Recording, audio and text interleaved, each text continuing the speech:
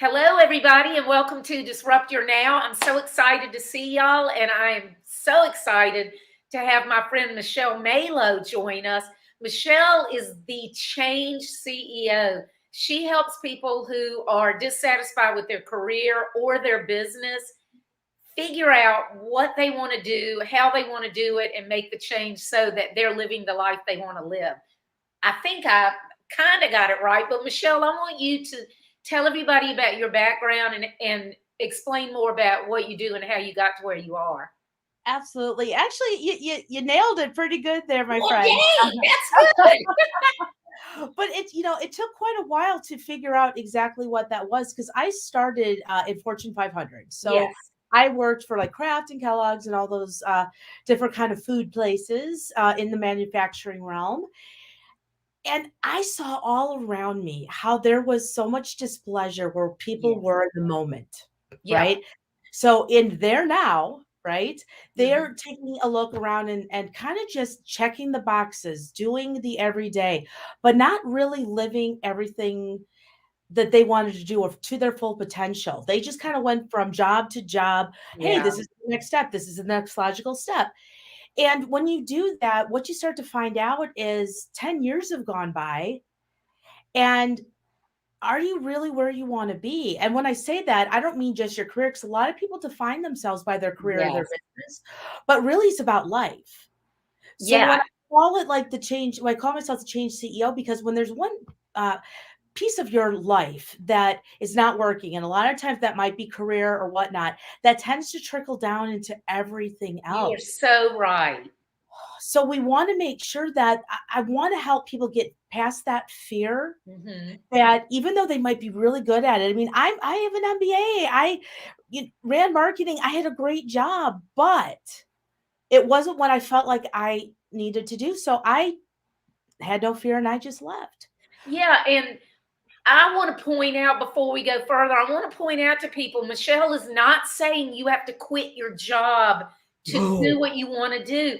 Here's the thing though, because people do, they're checking the boxes and they're mostly looking at money and Hmm. things like that. They're not thinking about what they really like, what they're good at, what they're bad at, why Right. they're good and bad at it, and things like that.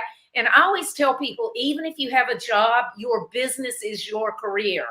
You're an entrepreneur and you owe it to yourself to Yes. run your own personal business, your own career, like you would run a business. So for you, the right thing was to leave corporate America officially as an employee. But for other people, they might not have the personality and the whatever to be an entrepreneur, but they can still treat their career entrepreneurially. That's 100% exactly. You nailed it again. That's actually what most of my clients are right now, are Hmm. folks that are in the workforce.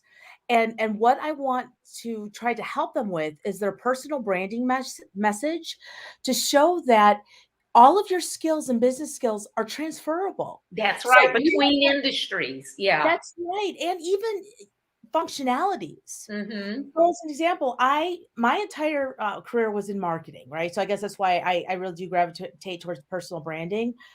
But right now, if I were to go back to corporate, I'd really want to go back into learning and development, Uh-huh. utilizing and showing folks how they can do and be the best and continually grow within their own within their own career path, or even be just courageous enough to reposition themselves with Hmm. all those assets for something that might be a little bit more near and dear to their hearts. And I love teaching and I love workshops and I love seeing people elevated. Yeah. And I'm able to help them do that and also help them. I always ask folks, so what's your story?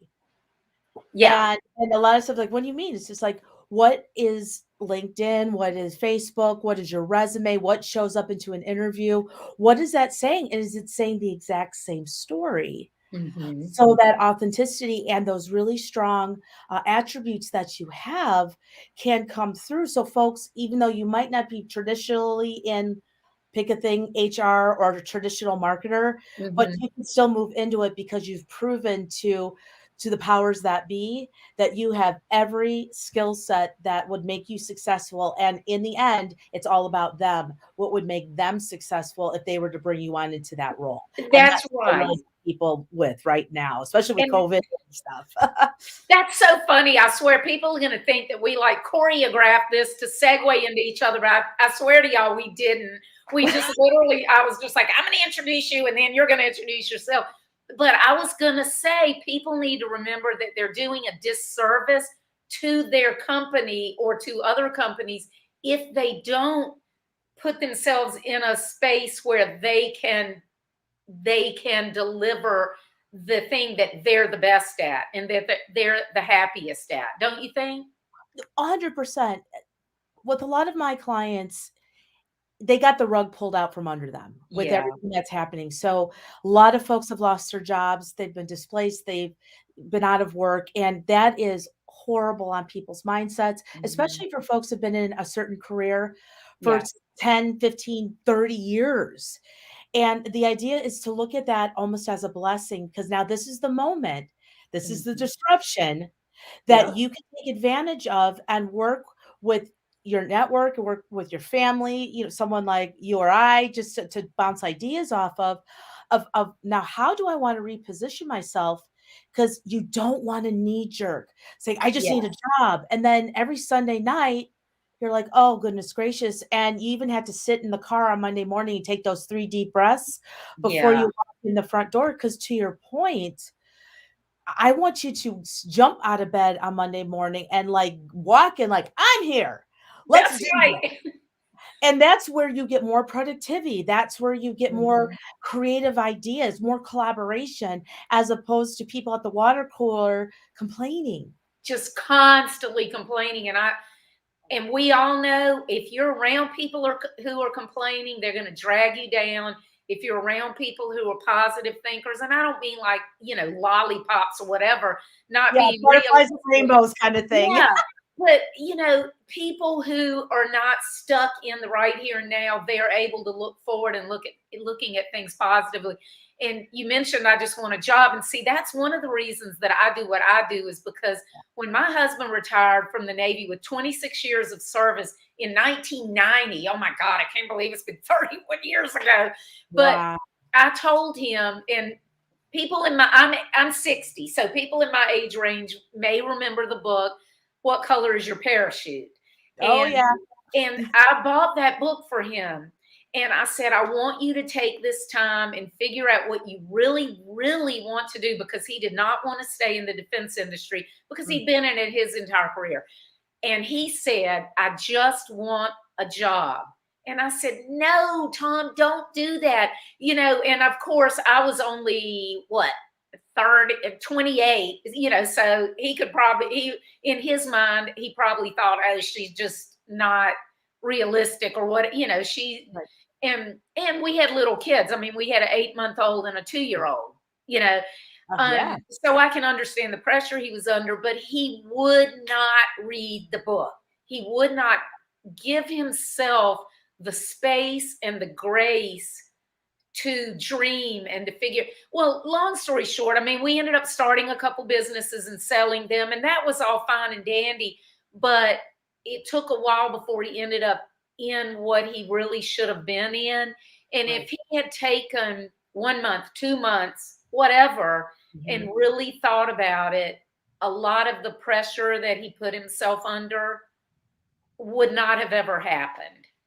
Okay, first of all, the fact you said space with grace, I say that all the Oh time. my God. All the time, because not only do you have to give yourself Yeah, space for grace. So anyone who's kind of follows me on social media knows that I was at the Secret Knock last week. yeah. And I had a few folks come up to me. They're like, wow, you've been MIA.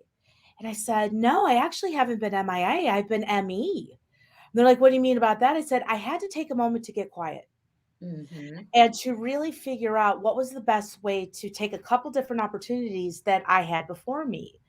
And there's no shame in having to just kind of go inward for a little bit to really decide what you're going to do and what your path is going to be, because then Mhm. you can intelligently develop out that strategy, that pathway.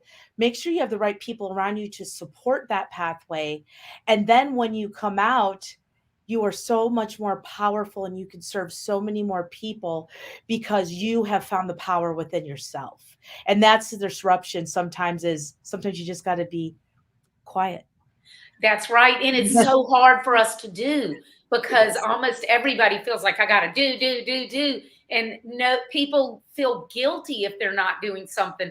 But you know that I work with a NASCAR team, and so Yep. it's like they have to take pit stops. They have to take pit stops because they have to make adjustments. If they stayed out on the track the whole time, they'd run out of gas or their tires would blow up or whatever. And we as people are exactly the same. We have to take that step back and recharge our batteries and think about, where am I, and is this where I want to be, and is it getting me to where I want to be in the future? I love that NASCAR analogy because also as a driver, you know yourself in your car better than anything. Yep. So even though it's not a scheduled pit stop, but you know something's off Yep. and you just pull to do an emergency pit, there's nothing wrong with that because now you can explain to your team there's something not right and here's what's happening. And when the right people are around you, they can diagnose it quickly and get you back on the track.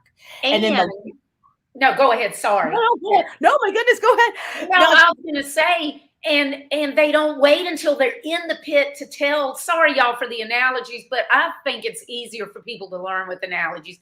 They don't wait until they pull into the pit stall. They're talking to them while they're on the track, and they're telling them what they're feeling or hearing, so that then when they come in there, they are ready to help them. And if they don't, so as a, whether you own a business or whether you're an employee, if you don't have people around you that you're talking with and you're talking things through, then when you get to the point that you really need it, you have nobody around you who can help you. and again, it might take longer to get back on track. Again, I Hmm. just love the analogies. I'm all about storytelling. Yeah. But again, if you get so far down into and again, mental health is real, and Yes. if you go further and further down, it's going to take you longer to get back up. So that's why I always encourage folks, don't be embarrassed to raise the hand and say you need help and to talk. And again, and know who your friends and people you can trust, Yeah. because just going to speak from experience, not everybody's your friend. Yeah. Okay. And you don't necessarily have to spend tens and twenty thousands of dollars to fix things. Hmm. Yeah, but I always say look for the ways that if you could invest in yourself, and that doesn't always mean dollars, but Yeah. time, and sometimes just getting away into nature or Hmm. taking that girl's trip or that guy's trip or whatever that is, to really define, okay, that deep breath has happened and the rejuvenation's incredible. Because again, my disruption was finally getting back into the event space this past week. I Hmm. feel so rejuvenated and motivated, and what I was doing is great, but now I feel like, okay, back to NASCAR, it's back on the fast track of what I need to get done. But Hmm. I also don't want to fall into what I did pre-COVID was event, event, event, event. Yes. And then you're not really working on your brand or what you need to propel yourself. Again, the whole idea is, you know, when you're stronger, that's when everything else is stronger. And when I have someone come to me and say they just lost their job at 30 years and they've got kids in college, I've had some gentlemen talk to me the most raw conversations I've ever heard of Hmm. how scared they are about being the breadwinner and not wanting to let their families down. Yeah. And I try to change their narrative and their language to really celebrate what they've already accomplished and get to the root of what makes them happy, what makes them smile. And let's build Hmm. from that and let's build that personal branding story. Let's build that targeted wish list of corporations you'd love to work for because they have a mission similar to your own. Yes. They're dog friendly. I mean, it could be as small Yeah. as that. I mean, or they give you can work remotely now because you found out with COVID. Wow, that is important to me because now I realize how important family time was, and I was gone so much Hmm.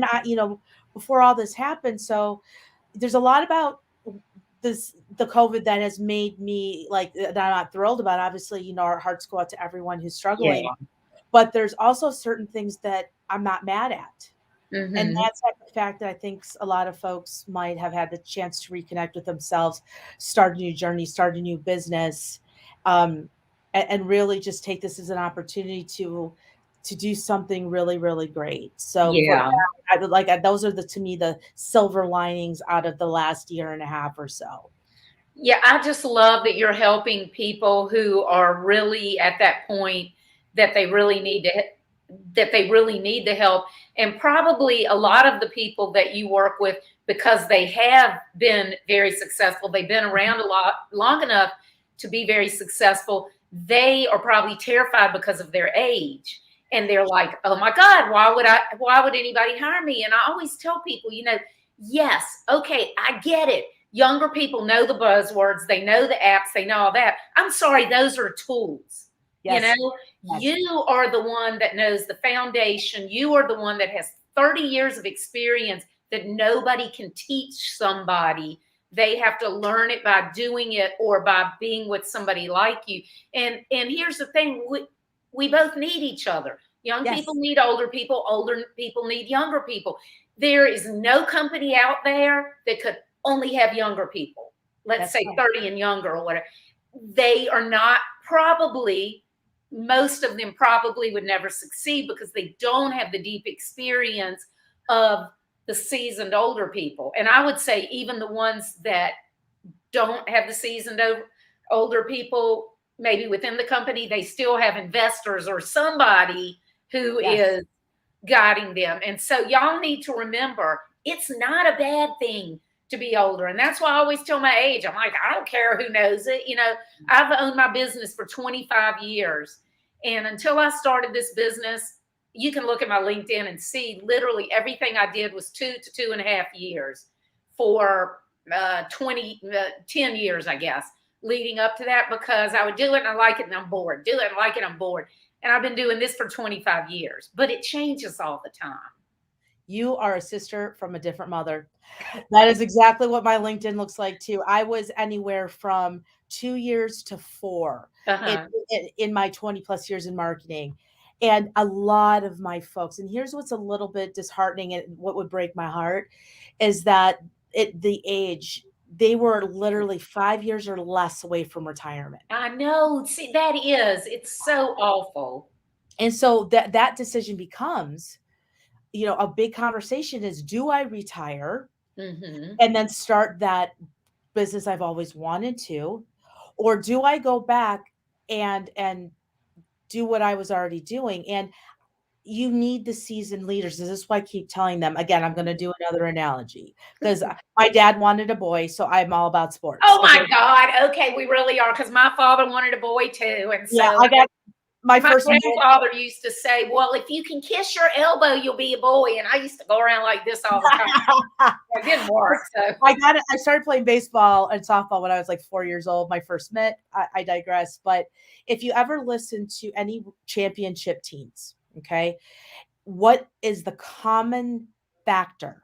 Obviously, you have to have decent players. I mean, that aside, yeah. but is the veteran leadership in the clubhouse, Yes. because they are the ones. Now, they might not be the ones hitting a baseball 450 feet into center field, but Mhm. they are the ones to help the younger ones get out of their heads. They Yeah. are the ones that will level and really bring everyone, hey, it was just one game, everybody. We've got, 161 more to go, or whatever that is. Mhm. And those leaders, those seasoned folks are the ones that tend to bring the calm to the storm, tend to bring the small nuances that maybe some younger people haven't learned yet, Yes. and they're able to kind of say, hey, have you tried this and tried that? And then you have the excitement of these young kids who are so happy to be there, that really ignites a fire underneath those seasoned veterans. So I Yeah. think it's a very close relationship that in any company really defines the success. So that's kind of what I talk to my folks all the time.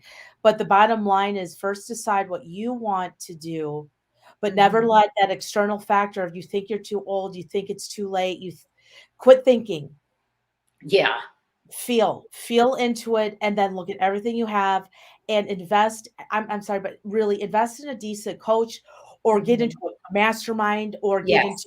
a networking group that you can bounce ideas off as, or it might have other opportunities you may never even have considered. That's right. But you're never going to know what that is if you're sitting on Zoom calls in your office or not getting outside interacting. So Hmm. that's what well, Zoom, you could, I guess you can, but I'm a hugger. So like Yeah, I miss I that know. social interaction Yeah. of, of going to an actual event or going to a meeting. And to me, even though the events are amazing, the magic happens before the event and after the event, during Yes. dinner, at breakfast, where you're actually sitting down and talking and getting to know folks. Because you don't need to meet everyone, you just got to meet one. That's right. And that's how we met, was at an That's event back this summer. that's it. Talking about age and stuff, I remember my husband's 14, almost 15 years older than me. And so when he was like in his early 50s, he's like, I'm old. And, No. he's talking about, and I'm like, so now, of course, he goes, you're so young. I'm like, I'm sorry. I'm 10 years older than you were when you were bitching about being old and saying, and I'm like, and my point is everything is in perspective. It's everybody looks at things relative to themselves. I don't feel old. I could care less, but I always point that out to him. I'm like, you are the same number of years older than me as you were 20 years ago when you were saying that you were too old. So stop saying, or not stop saying, but you know what I mean? He's like, oh my God, and I don't know. It's just funny. I always have to point that out to him. Well, that's so funny because I literally had a lunch with someone I met at the conference last week before here, Hmm. and we were talking because I'm going to be 49 in another month or two, and like I don't know, in December. We'll see that way in a month or two. What does that mean? In December, and she said, she goes, really? I'm like, well, first of all, thank you. But the second thing, it doesn't bother me either because I'm so much more comfortable in my skin right now. Hmm. And I said 40 bothered me a smidge, Yeah. but right now, to your point, I could care less because the amount of years of experience that I have and I accumulated and the people that have come into my life, Yeah. um, is so different than when I was 25 and wanting Yes. people to just like me and doing things and joining things because it was a thing to do. Where now, and there's still points because I'm not big on, I'm not great at confrontation. There's I'm certain not points that either. I'm a I'm people horrible. pleaser. I'm a Oh, yeah. middle child, so I want everybody to be happy, you Yeah, I'm know. an only child, so Oh, I okay. want So, everyone to be my friend, right? And I yeah. don't want to make anyone angry. But as I'm getting older, I'm starting to learn to stand up for myself respectfully to other Mhm. folks, but also to be comfortable that what I'm talking about, in my opinion, actually does matter, and so Yeah. does yours. So Yes. let's have a conversation around, where's that, how can we get there and how do we help each other so that this I know win-win is such, I don't know if I love that terminology because someone I feel like always comes out feeling a little bit not so winning. Yeah. But if you can make people feel like they were heard Mhm. and understood, and they genuinely felt you, that you Yeah. cared, that to me is one of the biggest social um, attributes and skills that is going to get you so far. And I don't care how old you are, and that's just a mental toughness that you sometimes, some people are born with it. I was not. I had to grow into it and not feel like, like kowtow, Yeah. when folks didn't, they didn't agree with me or if it didn't go my way. So that's why right now I try to be strength for people who are at that point that they don't know, they feel like they're at wit's end, and to really show that what you want to do is all about positioning and Mhm. communicating, and they're like, oh, it's marketing. I go, well, if you want a business like it, yeah, it is marketing. It's about, what do people say about you when you're not in the room? Right. People go, oh my gosh, you need to meet Lisa because she is XYZ. And Mhm. that will be duplicated in any room that Yeah. your name comes up. And so that is really what you want to do in terms of any kind of career transition, anything you do on social media. What do you want to be known for? What do you want people Googling at midnight? Because you're the only person that can solve that Mhm. point, because you come up as that answer. That's So right. how do we figure that out and do that? Because all is not lost when the rug gets pulled. And that's one of the things I talk about in the book Yeah. is that, okay, if you're feeling old, you're feeling embarrassed about your age, I want to know exactly which years are you willing to give up, because Good. we're all the sum total of our experience. It's like your kids, your your partner, whatever. You're basically a tapestry of everything that you've experienced, and you can't be younger without giving up these things. And my other thing is, if you look at yourself as that tapestry, I mean, all of us have shortcomings. You know, we have good things, bad things, and everything. But we have to, and this is going to sound like all new age and whatever. People are going to be like, yeah, whatever. But seriously, every one of us is the only one of us in the world. There's absolutely nobody else who has the unique skill set and experiences and everything else that is me, you, anybody else. And so what we need to do is figure out, how can we take our thing and match up with somebody who needs exactly that sum total. Yeah, I love that. And again, I keep going back. I love that you use tapestry because my whole rug thing is something I scream for, because everyone's tapestry of life is going Yeah. to have snags on it, is going to have a few stains on it, and and you're going to be, because it's your rug, you're going to look at that and it's going to bother you because it's that one thing that's Mm-hmm. like every time I walk in, I see that snag or I see that one stain. But the thing is you have a whole other rug that's absolutely pristine. So if we can stop focusing on the negative, the one or two things that were blips that actually Mm-hmm. are learning, like, wow, okay, it's a white tapestry, so let's not drink red wine on it and learn from it, kind of thing. Yeah. Um, the way to fix it, but that's just it. I mean, I've had some literally, there's things I wish I could have. I go back and I wish I had made maybe a different decision, but I Mm-hmm. don't regret it. I wouldn't know you Because if I you had learned from it. that's it. And that's what I want to know. I want to ask you, so what was it that made you, or what led you to transition out of corporate life and into your own business? Okay, so this is a little bit of a crazy story, folks. My background is a little eclectic. Okay. So, I was at one point in my life over 310 pounds. Oh, wow. I would So, have never guessed it. Even well, meeting you in person, I would have never guessed it. I appreciate that, and I was probably the sickest 28-year-old you'll ever meet, Oh my gosh. who had a great job, a great house at the time. I'm not gonna say a great husband, but I had one. Um, and and I couldn't figure out. I just kept gaining weight because again, that is a symptom of something else that's wrong. That's like when I say if your career's upset, your health can Mhm. deteriorate, or your relationships. Whenever something's out of balance in your life, everything else is going to be affected by it. Yeah. So, needless to say, I lost 170 pounds. And when I always joke, it's like, how do you lose 170 pounds in one day? I call it divorce. Um, but I tease about that, but it was one change I had to make in order for me to move forward. Yeah. Um, but what I discovered is I had so many people around me that were so unhappy and so unhealthy. I knew, because I understood the mindset and what was every time you look in the mirror, even if you were 125 pounds, but just your self image was a fat girl in the mirror, Yeah. I felt that I could change or at least help you see yourself in a different light. And so I became a personal trainer, and I Okay. started a health and wellness business, and I did that for a good 5 years. But then I realized I was helping people write their business plans and doing their career transition and writing their resume. And I was like, okay, you know what? Maybe I can incorporate all of that, and move that into more of the change CEO, where That is so cool. it's And it's all about holistic. It's it, holistic. You're not just talking about fitness. You're not just talking about your job, your 9 to 5. You're talking about everything. And hey, y'all, that's life. I yes. know people are probably tired of hearing the word holistic, but your life is holistic. So that's awesome that that's the way you ended up doing that. I had no idea.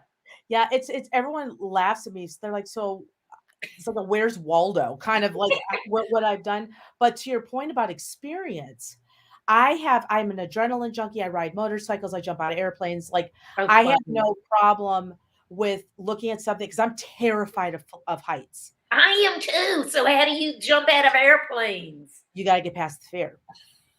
And that's what I try to do Yeah. is, I mean, the scariest thing I've ever done. No, it sounds funny, like jumping out of the airplane wasn't actually the scariest. The scariest thing was jumping off the Stratosphere in Vegas because it's perspective. In Yeah. the airplane, you're so high up, Okay. it doesn't seem real. You know, it's, Yeah. in your head, you're like, I'm just jumping out of a perfectly good airplane, right? You've heard that all the time. Yeah. But when you're standing on top of the Stratosphere in Vegas and you can actually see everyone on the sidewalk looking up and pointing Yeah, at they're like ants. you. Yeah, exactly. And in your head, you're like, wow. My mom always said, well, someone were to jump off a building, would you? And I'm thinking, wow, I'm about to do that.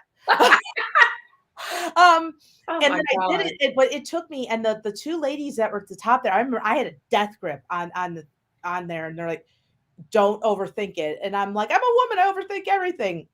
All joking aside, but I do, I overthink everything. And Yeah. they said, and it stuck with me. They're like, you need to just let go. Yeah. And in my head, I was like, wow, that's what I teach. Gosh darn it, quit putting my philosophy in my face. So I literally they're like, just walk. And I just walked off Uh, the ledge. it And I makes was, the hair on my arms stand up because I'm such a height person. And this is nothing like what you did, but I was on a missionary trip a long time ago, and we had the kids, and they were going to rappel down what's kind of like a really high fire tower. And I went up there and made myself do it, but it's like you can feel the tower swaying. And even though I'm in the very middle, I feel like I'm going to be sucked off. And when it came my turn, I was literally almost in tears, but I was embarrassed. I didn't want anybody to know it.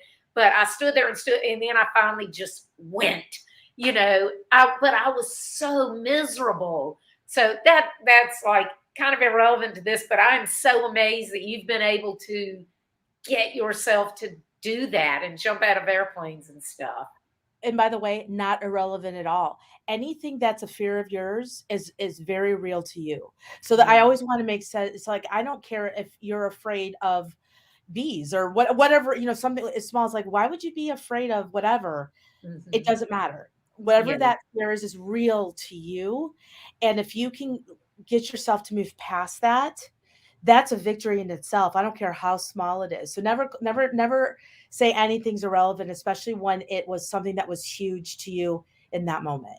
Well, That- good. That's thank yeah. you. Let's see. Lindy's on here. Hey, Lindy. Lindy Denny says she loves us too. We love you too, Lindy. Hi, And by the way, you probably met Lindy. Well, I already knew Lindy, but I met her for the first time in person at the same event that you and I met at. Jeff Klubeck, 82 and 80 is a winning Hi, season. hi, Jeff. Jeff was my very first professional coach. Oh, awesome. That's He's cool. one of my favorite people on the planet. That's so cool. And then Kimberly Sue Minor, I don't know, do you know her? Absolutely being okay in your own skin, expressing your thoughts and being confident in it. I'm actually on her board of directors for her domestic violence, a Oh, nonprofit. She's here in Phoenix. wow, that is so cool. Well, we're trying to get our NASCAR team to Phoenix for the last race in November. So if we can get out there, maybe I can hook up with y'all while we're out there and do I something would love together. I would absolutely love that. We have a very small, thriving, well, myself, because I'm from Chicago. I just moved to Arizona about a Oh year my ago. God, I didn't know that. That's So, where my so son lives. oh, okay. Yeah.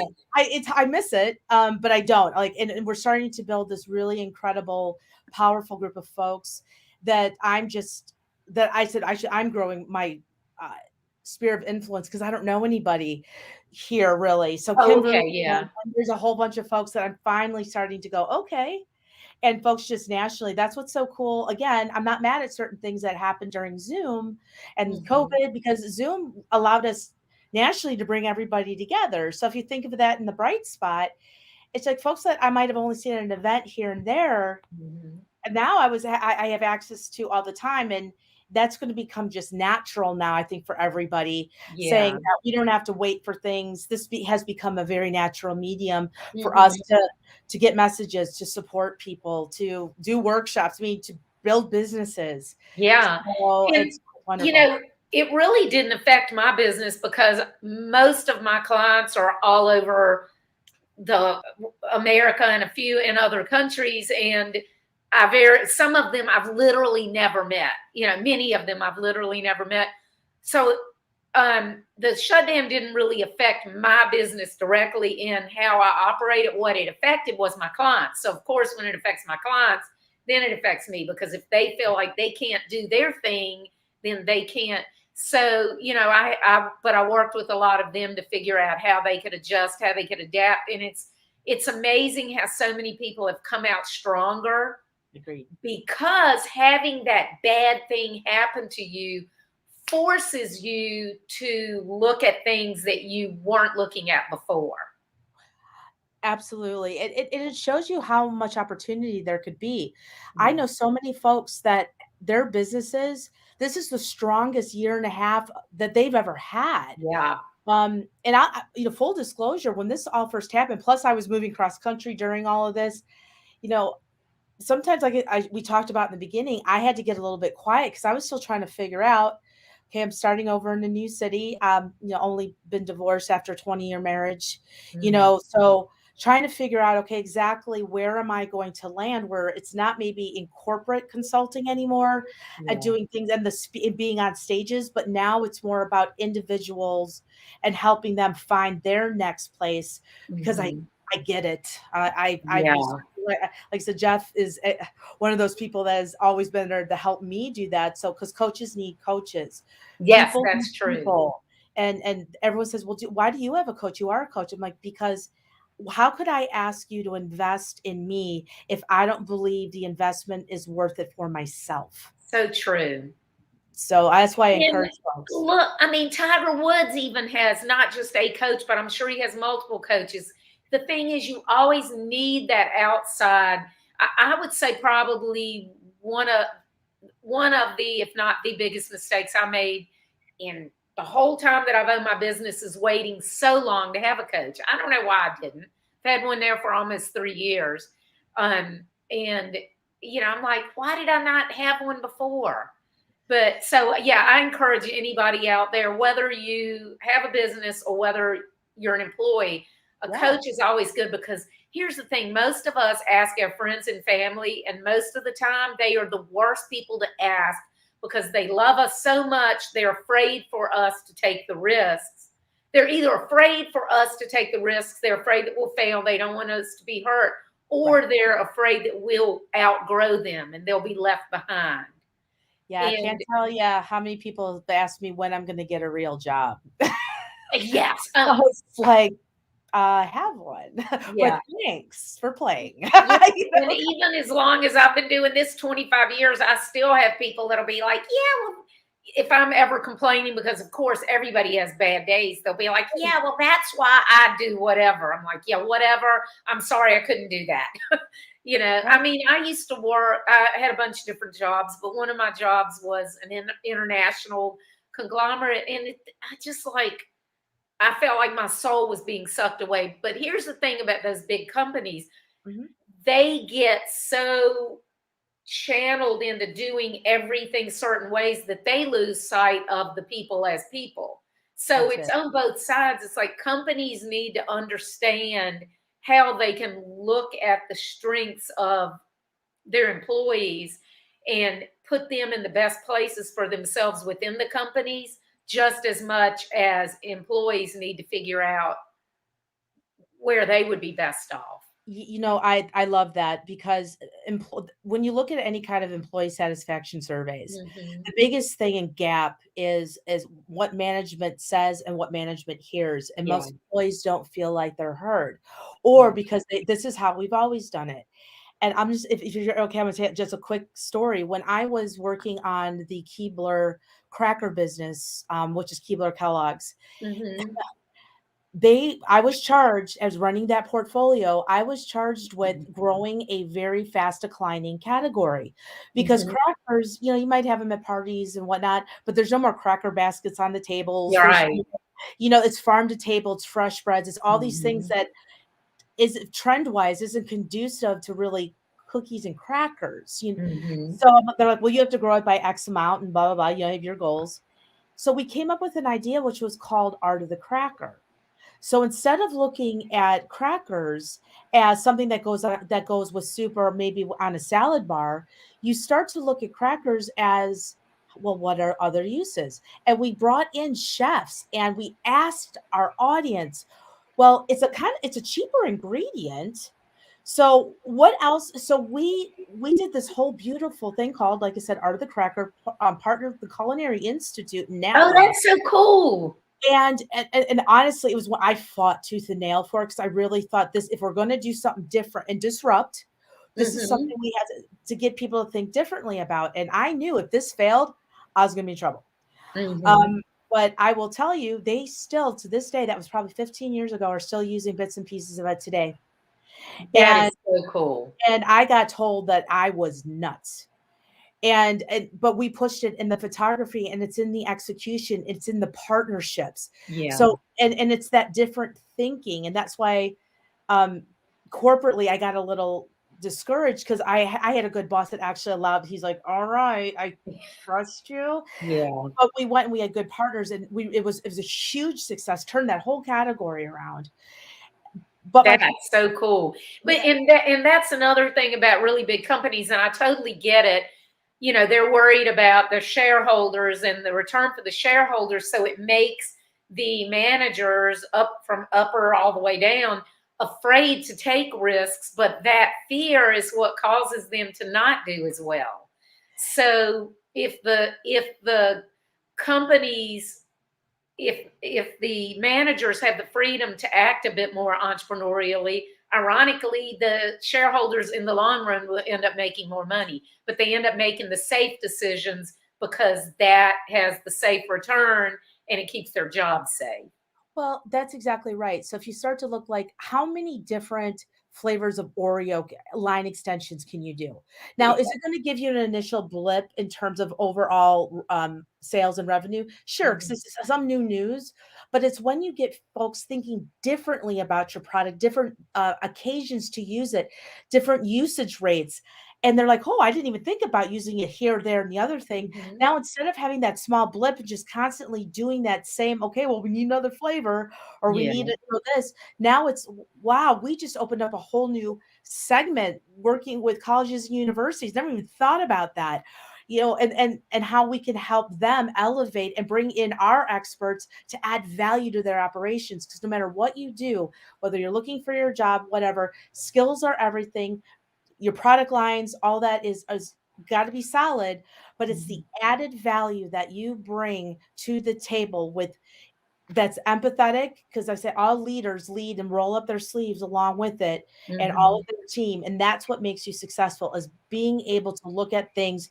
And that's why I say I'm a little off center sometimes, but the idea of that is to disrupt the thinking, and let's go a Yeah. different route, because that could be longer sustaining and have actually more opportunities in terms of products and things, because you opened up a market, you opened up a different usage or time, anything like that, or Yeah. different, just different customer bases. And when you open up that market, you don't ever know what that's going to lead to. I'll give you an example. In Culinary Institute of America made me think of this. My friend Hobie Wedler, I need to introduce y'all.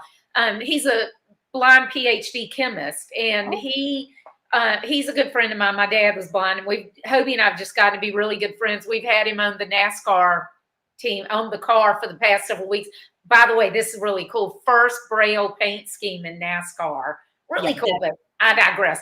Anyway, this is an example of what I'm going to tell you of where a product thing or a marketing thing can become something else. Francis Ford Coppola Winery had mm, reached out to him the other year, and they wanted to do some kind of event, experiential event, and they asked him to do it. So he did a tasting in the dark, where they had the people blindfolded and they brought them in to taste the wine and talk about their other senses. It was so popular that not only did they start doing it on a regular basis, they actually started using it as a training thing for their sales team. So wow. the sales team would understand the product better, and then the sales team could go help their customers understand it better. whether it's restaurants or whatever. And so this one little experiential event that they allowed somebody to do something like totally, off the wall or whatever, ended up turning into something that actually helped them sell their products, you know, on a bigger scale. And anytime you can educate your customers, you're always better off. So I thought that was really cool. But that just shows people it's not just about the product and just that little thing. That is one of the coolest things I've ever heard. And I will tell you, whenever you can put an experience along with a product, that's going to go far further. That's going to Yeah. go further than anything else. Because now, especially something so unique, now Yeah. whenever now your product is associated with something that's upper scale and also something very innovative and different. And Yes. then it becomes a sales tool. Again, that's the finding the one thing, hey, now we're thinking differently. Now look at the way this is sprouted in 10 different directions that Hmm. is going to help your business just continued success and lead to new and better things and more open-minded thinking. I Yeah. love that. That's fun. Yeah, isn't it fun? I just Yeah. love that. I just love that they did that with him, and he's rolled it out into other industries now. He helps companies with packaging because of the Mm, sensory aspects, because they don't think about what does it feel like, what does it sound like. So my only point with that is that you just never know what this one thing you might be only thinking one angle, but you never know what it might turn into. especially when you're surrounded by smart people, then it That's starts right. to brainstorm. I like the masterminding and all that kind Yes. of stuff to me is huge because someone has you just throw the nugget in there, right? Hmm. And then all of a sudden someone else has another nugget. Next thing you know, you have a bucket full of nuggets. And I'm gonna attest that to Steve Sims because remember Yeah. the nugget bucket, Yeah. right? Mhm. About how all those different quotes and all those different experiences lead to these new innovative ideas that are brought forth because multiple people added to that experience, to that idea. And that's why employers really need to listen and allow time. That's why Silicon Valley is wonderful, and Google and all of them, because they allow them time to just be Mhm. creative, to have fun workspaces, to get people where they're comfortable so that they Mhm. can actually interact and come up with creative ideas together that then they can blossom into something that becomes a legitimate monetizing business plan, which is Right. what everyone's is from the solopreneur all the way up to the big corporations. That's what it comes down to: is what is the monetization model and the revenue stream that's going to be delivered, and how many ways can we take that so we can not only multiply that but also redo that and see how we can do that in other places within our business. Yeah, so true. If you don't give yourself, if for your own self, if you don't give yourself the space and grace, like we talked about, Yeah, but if you are a manager or an owner of a company, you have to let your people, you have to give them that freedom to explore things. Otherwise, they're all in their cubicles or offices and they're all going down that same pathway that they've always gone, and you'll never be able to do anything new until absolutely. you're forced to, because until you're at a position that you've got to do something crazy wild, or you're going to go under. Right. Well, that's just I always say everything sounds crazy until it starts making money. That's right. Kimberly says you could use that methodology in business or various foundations to give people an experience to buy into the product or mission. Yeah. Definitely. And Kimberly, we're actually doing that with our team. We partner with nonprofits and promote them pro bono and do all this collaborative stuff. Really cool stuff. We're doing things different than any other NASCAR team because we're trying to disrupt it. So, hey, I'm going to throw this out. If anybody wants to do something really cool with me and Michele and my friend Hobie, hey, we're planning to be in Phoenix for the last race at the beginning of November, but we still need funding. We still need a sponsor. So, anybody out there listening to us, if you think this conversation is interesting and you want to do an event or something with me and Michele and Hobie, contact us and we'll hook you on up and do something really cool with the team as well. Yeah, I'm like I don't even know what to say to that because I would love for that to happen because what you guys are doing, like I said, I stalk you on social So, media. I am in the best of ways, but again, us connecting at Steve Sims event is is why I say one of my speeches that I do is called "Do It Anyway." mhm. Okay, because a lot of folks is like, well, you went to an event that you don't know the agenda, and this was Secret Knock also. It's kind of the same idea. Yeah. You don't know the agenda, you don't know who's going to be there, but you trust in the organizer that it's going to be something cool, Mhm. and it's going to cost a little bit of money.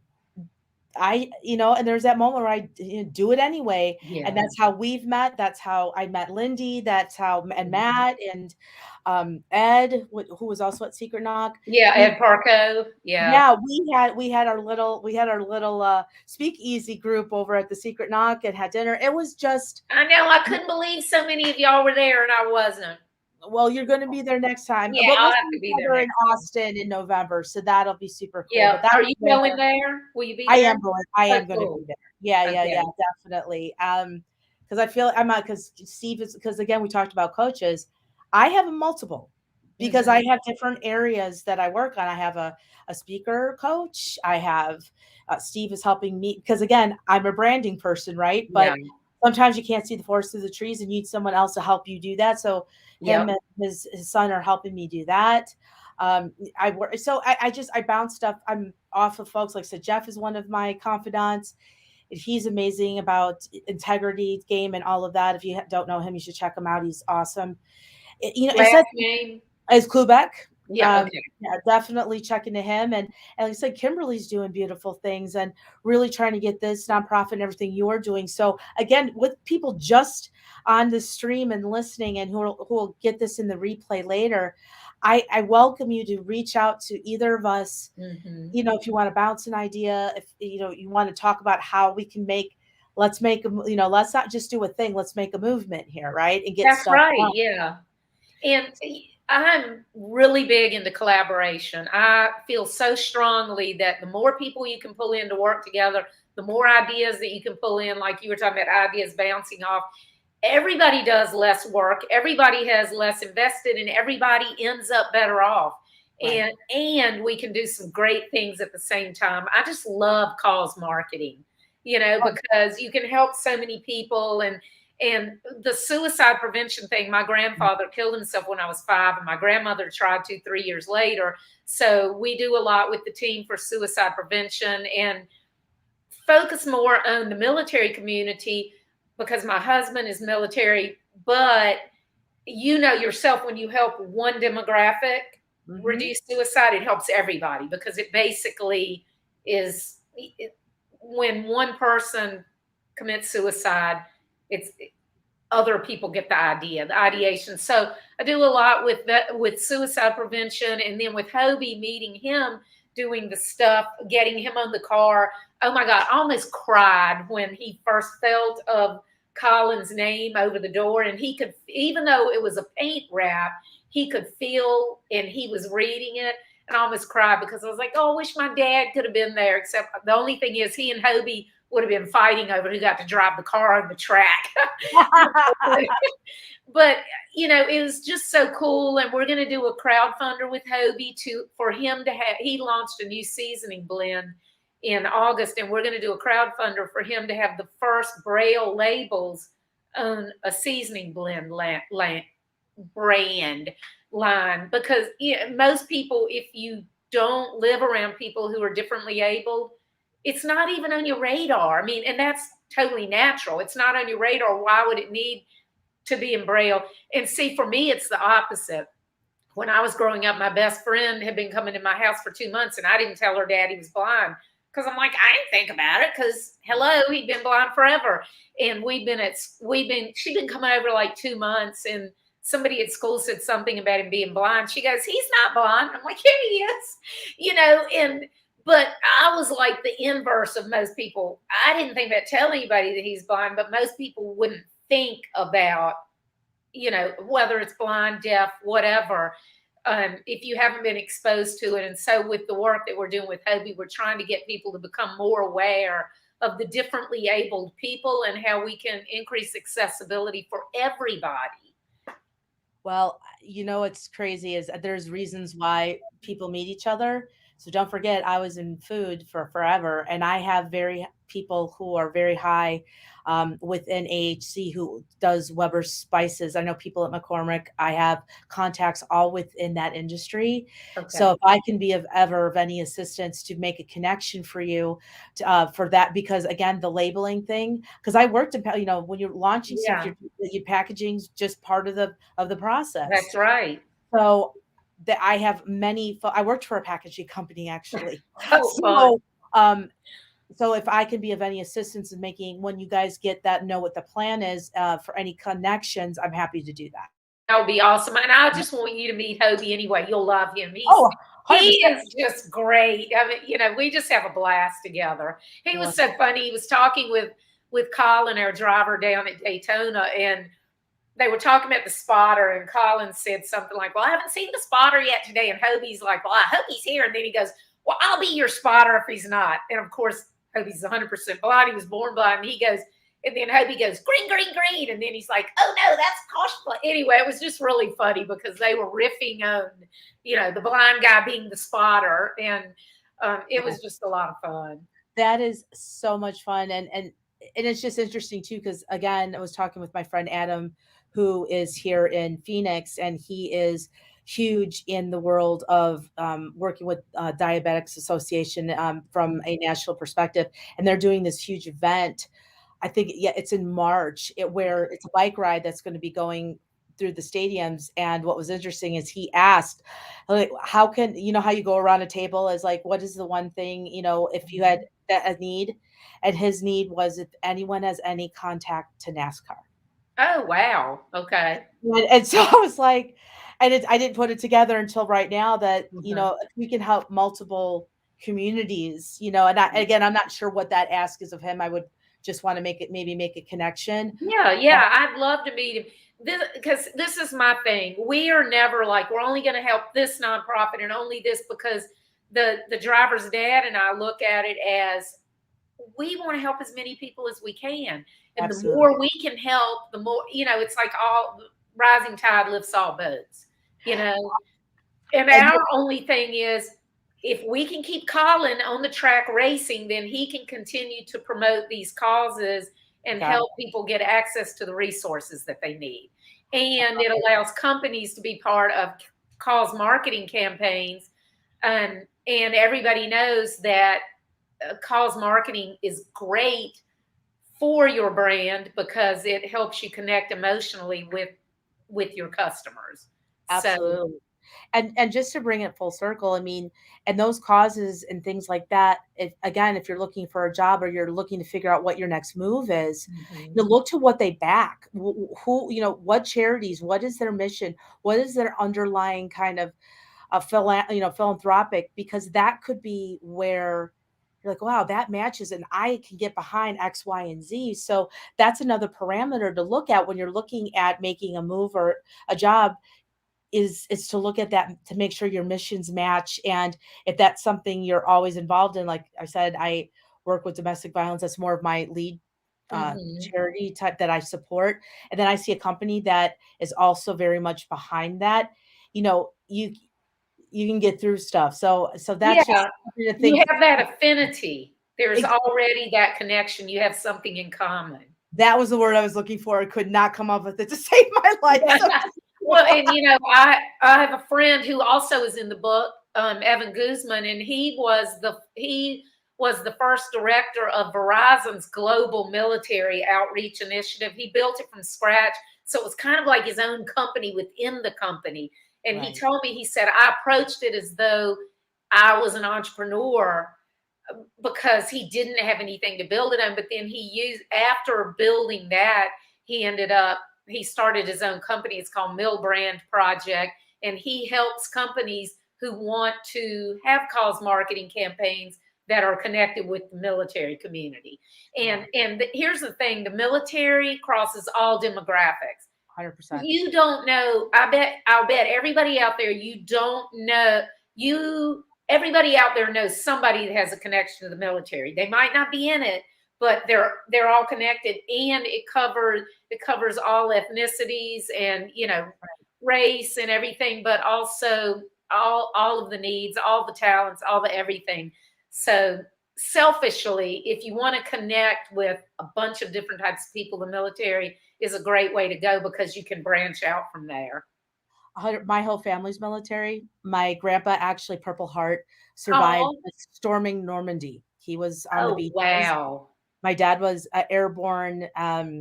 Just my entire family. So the affinity and understanding exactly. I'm a proud auxiliary member of like the American Legion and whatnot. And if you ever, that was the first place I joined when I came to Arizona, Uh-huh. because I said, what better way to meet people than some of the best, bravest people I know is through American Legion. So we joined that, and looking to get a little bit more involved in that. But I 100% agree. I mean, that's a huge tie that binds our country together, and just I know my heart for sure. Mhm. So Yes. Well, oh my gosh, I've already had you for an hour. So you and I could talk all night. I So know. I need to let you go. But I have enjoyed so much having you on here. I hope everybody listening enjoyed. And we need to talk some more and figure out some things that we can do together. But I just want to thank you so much for your time tonight. This has been a blast. Oh, it's, and again, thank you so much for thinking of me. I really do appreciate the opportunity. And I definitely want to thank everyone who joined us. And if anything struck a chord with you guys, reach out to Lisa or myself. Even if we can get some collaboration meetings, or any way that you want to be a part of this with Kobe's mission or any of it, just Yep. let us know. But each and every one of you, from the bottom of my heart, I thank you. And Lisa, again, sister from another mother, Yep. unbelievable. Tell them how they can reach you. How can they find out more about you and reach you? Yeah, the easiest way is across all social media platforms is just Michele. You see it with the one L. My middle name is Lee, Lee, and my last name Malo. You'll find me across all platforms at that handle. And what's your website? It's MichelleLeeMalo.com. Okay, that's what I thought. And Yep. mine, you can see it on the screen. It's LisaKippsBrown.com. And my book, Disrupt Your Now, that was just released this summer, is on there. And my last book, Boomer Cash Out. So if y'all are interested in learning more about that, you can go to my website and see it. Thank you so much, Michele. I really appreciate your time. Oh, thank you again for having me, and God bless. Have a good evening. Thanks. Talk to you later. Bye, y'all. See you next Tuesday.